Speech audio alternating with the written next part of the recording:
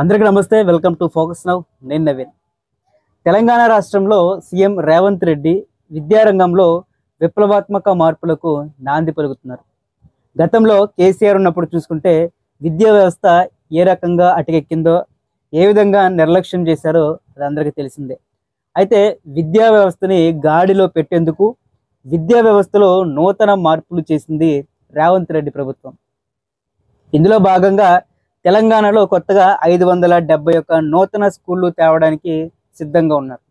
ఇది ఒక సంచలన నిర్ణయం. ఎందుకంటే గతంలో ఇప్పటి వరకు ఉన్న బడుల మెయింటెనెన్సే చేయలేక సతమతమయ్యారు. ఉన్న బడుల్ని సరిగ్గా పట్టించుకోలేదు. కానీ ఇప్పుడు రేవంత్ రెడ్డి వచ్చిన తర్వాత కొత్తగా ఈ విద్యా సంవత్సరంలో 571 నూతన ప్రభుత్వ స్కూల్స్ ఏర్పాటు చేయడం మామూలు విషయం కాదు.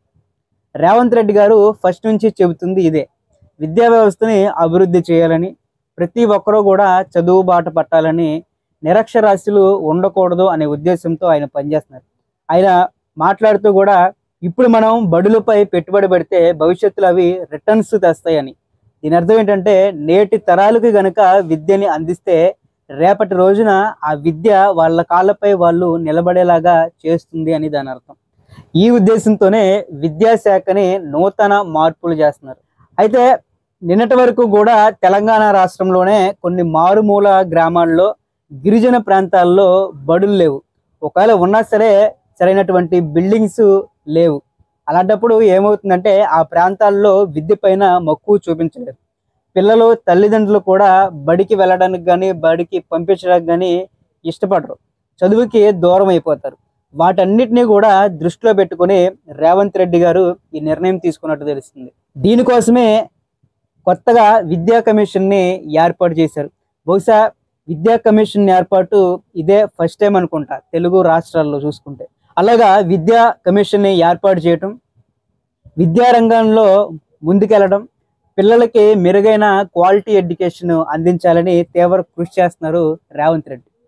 గతంలో కేసీఆర్ హయాంలో చూసుకుంటే ప్రధాన యూనివర్సిటీల్లో కనీసం వైస్ ఛాన్సలర్ని నియమించడానికి కూడా అశ్రద్ధ చూపించారు. విద్యాశాఖలో సరైన నిధులు కేటాయించకపోవడం, బడ్జెట్ కేటాయించకపోవడం, ఇలా తదితర అంశాలు విద్యాశాఖని అసలు పట్టించుకోలేదు నాటి ప్రభుత్వంలో.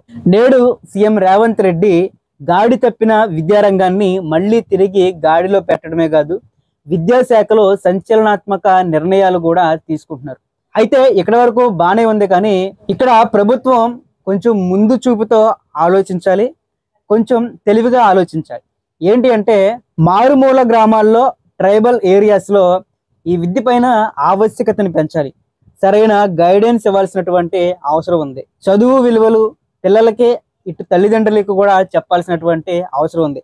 అప్పుడే అందరికీ విద్య అందుతుంది. అప్పుడే ఇప్పుడు రేవంత్ రెడ్డి గారు అనుకుంటున్న విప్లవాత్మక మలుపులు తిరిగే అవకాశం ఉంటుంది. సో విద్యా రంగంపై సీఎం రేవంత్ రెడ్డి చేస్తున్నటువంటి విప్లవాత్మక నిర్ణయాలపై మీ అభిప్రాయం ఏంటి కింద కామెంట్లో తెలియజేయండి. అంతేకాకుండా ఫోకస్ నౌ తెలుగు ఛానల్ని కూడా సబ్స్క్రైబ్ చేసుకోండి. పక్కనున్న బెల్ ఐకాన్ కూడా క్లిక్ చేయండి.